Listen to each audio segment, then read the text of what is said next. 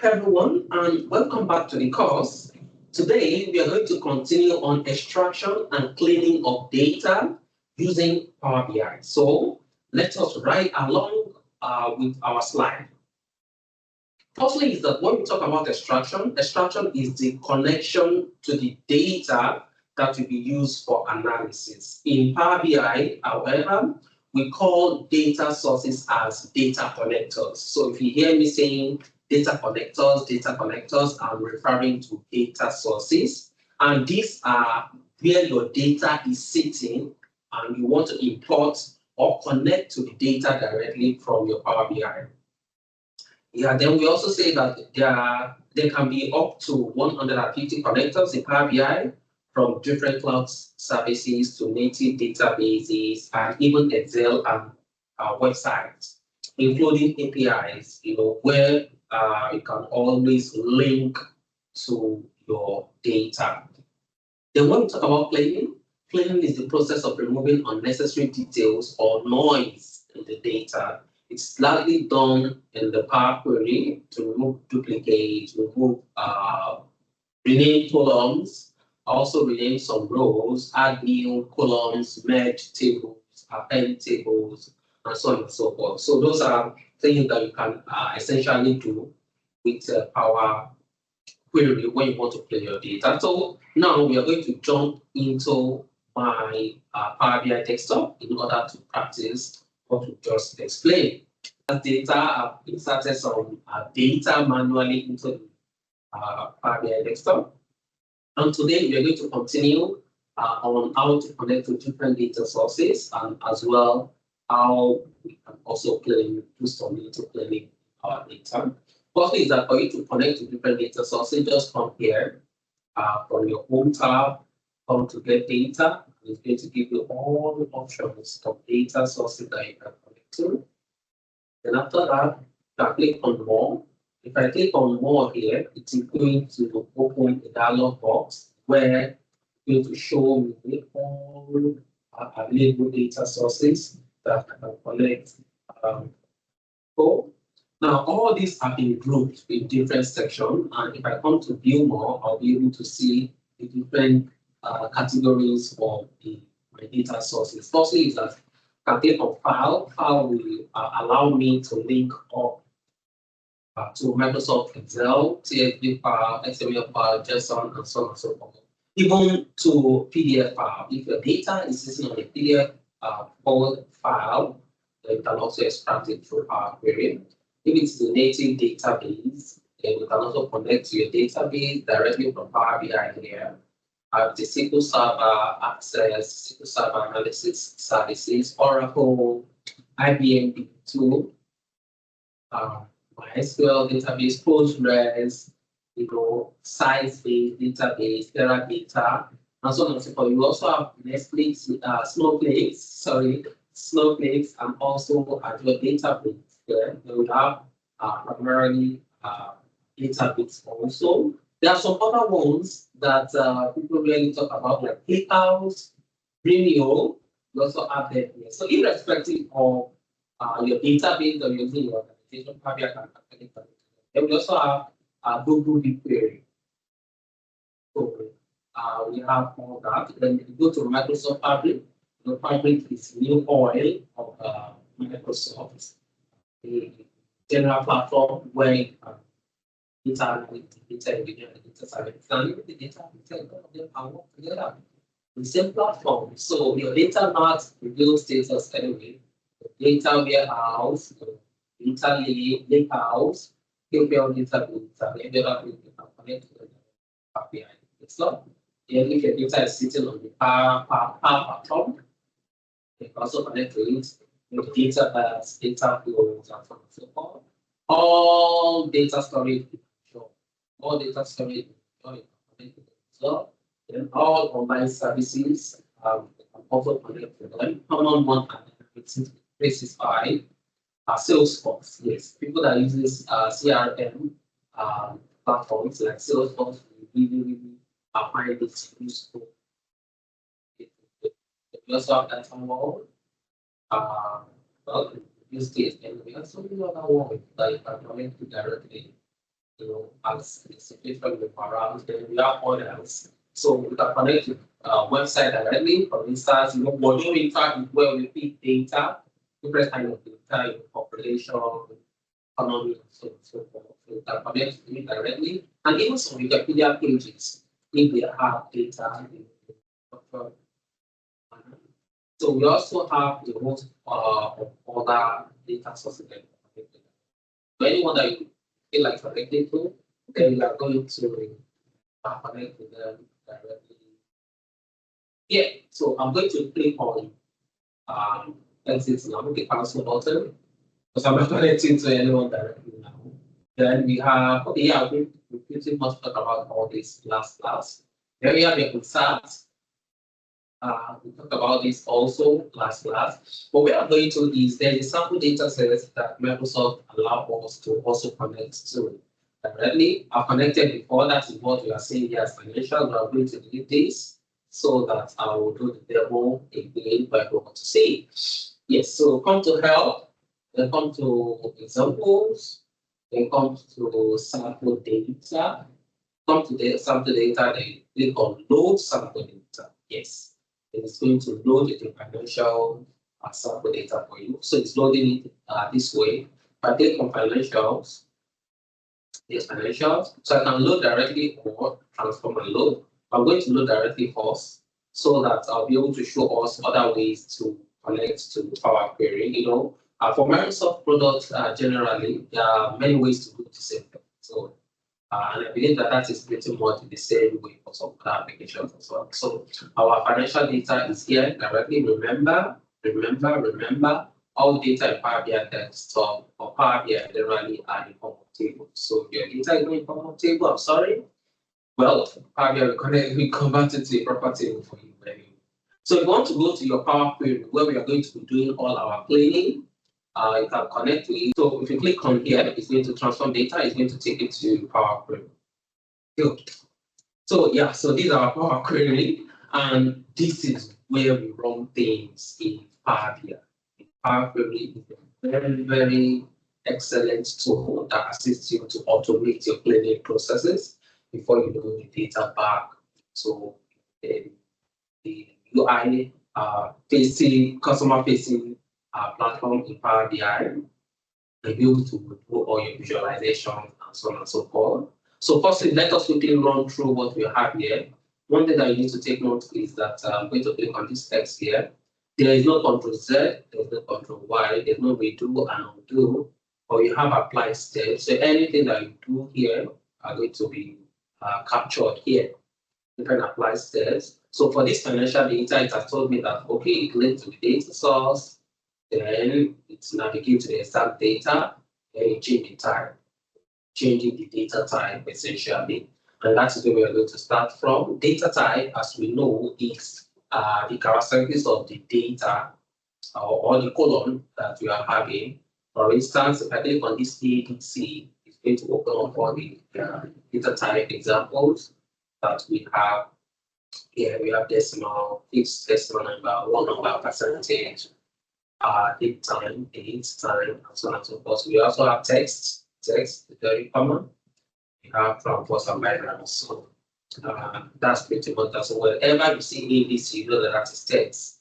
A country, product, discount bound, we are all text. For unit sold is decimal, that is like 1.2. Manufacturing price, this is number. That's why it's 123. Symbolized as 123. Sales price is same thing. Gross sales is 1.2 that decimal, and so on and so forth. Now, this we are coming to date. So if you look at date here, date, the data type is actually date.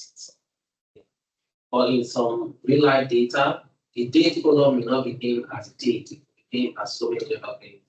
It could be order date, shipment date, different things. Then you know that your data type should be days, depending on your situation. At times, it could be date time, maybe you want to calculate the lag time, calculate number of hours or days that people have worked. So we use that. Month number is a number, month is the text, and here is number, obviously. Then from here, we also have some buttons, excellent buttons that can assist you. New source is to connect to a new data source, just like the get data that we the other time. You click on that, you see all the samples that we have, and if you also click on more like this, it's going to connect us to what we are saying before. Recently, sources is to connect to the data and to show recent places that you have actually sourced for your data from. Then enter data is for you to manually enter your data. When I click on that, it's giving me option of column on this currency. Then I can also have another column. I can call it country. Yeah, country. Yes, so if I say Naira, for instance, I know that belongs to Nigeria. Nigeria, excuse me. Then if I say USD, dollars. Oh, okay. Yes, dollars. I know that belongs to the United States. Let's say sterling. Let's say pound. That belongs to the United Kingdom. So you can pretty enter as much data as you have, then you have to name the table. Let's call it a currency table. Currency table. Yes, you need to know the data for me. That's pretty easy. If I want to change some settings, it's here. Manage parameters is we essentially use it to filter your data before it comes here. For instance, if you have so many data from different countries and you only want to filter for a particular continent or country, and filter it with your parameter before it comes here. Export query result, what you have, want to export it, pretty much easy. Then refresh. So here we have three options. Refresh preview is to refresh a particular query. Refresh all is to refresh all your query. Just you can see your query, your refresh here. So one thing that we need to take note is that these three things, sample, table, financials, and currency, they're also known as query. You can see queries and giving us three of them. So we can call them queries, and you can also call them tables. These are how to interact with them. If I say refresh preview is to refresh this particular table, then if I click on refresh all, it's refreshing the three tables together. Is to get some properties. Advanced editor, I click on that, and it opens the div and end script. It's a kind of language that is that the Power Query is built on. So any step that we have here is going to interpret it into the end script. Going to do all that. So if we want to duplicate, delete queries, do all that here. Manage columns is going to choose a particular column. For instance, okay, this sample table that we have now, if I say that choose column, it's going to give me options. I can say, okay, remove the age. Yes, leave the name and level. And if I do that, you can see it has excluded the age. And see here, the apply steps is remove other columns. I can also remove column and remove other column. Remove column is to remove that particular column. Remove other column it will remove other column apart from the one that you selected. For instance, I'm going to cancel this now so that I have my three columns. If I say only name, yes, only name, and I choose here, remove other columns, it's going to remove other columns and retain only name. But if I say remove column, I choose only remove column, it's going to, let's test that. It's going to remove, I'm going to cancel this apply steps. If I say remove columns, what is this? Okay, remove column is going to remove this name column. That's the difference between the two. Keep rows, pretty much easy. Keep top rows, keep top bottom row, keep range of rows. You can specify the rows that you want to keep. Keep duplicate, keep errors, remove rows as well. It's pretty much easy. Top, bottom, alternative rows, duplicate, and so on and so forth. This is to sort the data, alphabetical order. So I'm going to cancel this step. This is already sorted, but if I click on Z to A, you can see change J, Adi, and Adam. So that's that split column is to split a column by delimiter or by number of character. For instance, this name column, if I say I want to split it, number of character, just split it by 2 character, and do that for all. You can see after the first 2 character, what is left? What is splitting? Group is to group your data. Data type, yes, data type as I've explained earlier. This is first row. So this is pretty much intuitive. Most analytics tool we have the use first rows as headers or use headers as first row.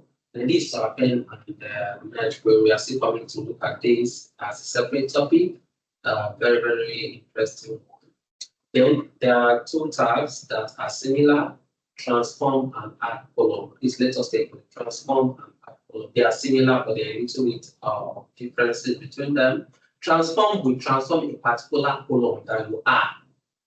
For add column, we do that transformation in another column, retaining the original column that you are working with. You can transpose your data. If you click on transpose, now you can see it as change the configuration of the data. You can reverse count rows. Want to count the number of rows? You have just 3 rows. Yes, that's pretty much easy. Then you can dictate data type, name columns, data type, can choose manually replace values or errors. Where you have some errors you can replace. So let's say that I want to replace this 15 with 25, for instance. I click on replace values. So what to find is 15, replace it with 35. If I click on OK, I see the 15 has sort of that. We want to fill or pull down pivot column on pivots. Well, these are a little bit advanced. You may not even use them at some point. This is to move some columns anywhere you want to. Yeah. So where are we? Okay. Yeah, this is split column as well. Formats. You want to turn them to lower case or capital letter or capitalize each word. So that means that any first word you get to apply trim, plain, add prefix and suffix. This is to extract, and this is to pass, example and JSON. Now there's a particular one that's very interesting, statistics. So depending on the column that you have, that is what will determine what will be played out here or what will be active. For instance, name is played out for most of all the mathematical operations, except for count. You can count and you can count distinctively. So when you count distinctively, it gives us 2 because AD is appearing twice. Then all these pretty much, if you are having a calculated column, I click on statistics, you can find the minimum, maximum, median, average, standard deviation, and all standard. This is you can add, multiply, subtract, and do a lot of things scientifically. These are calculations, trigonometry, rounding. You can round off, you can formation, get some. Is it even, is it odd, like that? Then, okay, so let's talk about these things. I'm going to come to financial data and come to my date column. You can see the date column is here. If I click on this, then it's active. If I'm not on the date column, this guy will not be active. You can see. Can click on the date. So if I click on date column, then I can click on date. I can extract the age, the date only, year only, month, week, date, and so on and so forth. Let's say I want to extract quarter, for instance, quarter of the year. You can see that it turns this particular date column into the quarter that we are talking about, and that is the difference between that and add column. Add column pretty much has all what you have here, but it's going to do it by adding another column. Firstly, let me remove these steps. Then from the same date column, I click on date and I say here, see what is going to happen. You can see it giving me another column that is here, and it's retaining the date column. It's not deleting it outrightly. So every other thing is pretty much the same, except that you can add conditional column here. Yeah, you can have a logic. If country is Canada, do this, and if not, do that, and add index from 0 1, like serial numbers or something like That's going to click column. Every other thing is the same. View here. You see that the way my own data PowerPoint is displaying might be a little bit different from yours, like maybe the font and all. But if I click on home space, then you can see that it comes back to normal. Then you can also have column distribution here that shows us a quick summary of what you're having, your data, and column quality. Column quality is telling us, column profile. Column quality is what is going to show on the valid error empty from your data. Can go to column, advanced editor, very dependency, and so on and so forth. So it's pretty much we don't need to come here, then help, just like we have the other time, guided learning, documentation, building videos, and so on and so forth. So with that, with these 3 points of mine, I think these are things that you can do in Power Query. One other thing that I know that is a little bit advanced is that from Advanced Editor, I can actually write my SQL query here, to extract the data directly from the database, and I can write my SQL here, so that I'll be able to control what the kind of data that I'm extracting. So well, that's a little bit advanced. You may not need to really disturb yourself with that now. So you can connect your data directly here. So that's the way we're going to end the extraction and cleaning data. Then we're going to continue in our next class. So I click on close and apply, and it is applying all the transformation that I've done in Power Query to my Power BI desktop. Yes, so sample data, because I've touched it, you can see that it's going to give me an error here. Something is wrong with one-on-one view, and you don't have the right permissions, sample data, blah, blah, blah, blah, blah. So if I come back here, let me use the other way around. Click on this ellipsis, then edit query. Then you brought me here so that I see all, okay, so I've done a lot of changes. Now see how I want to delete all these changes. I'm not going to delete them one by one. Access to manual, just click on the topmost one, right click, then delete until end. You're going to delete everything. And the data will be back to normal. Then close and apply. Then I think this guy should come. So because that was how it was before. Thank you. Then we continue in our next one.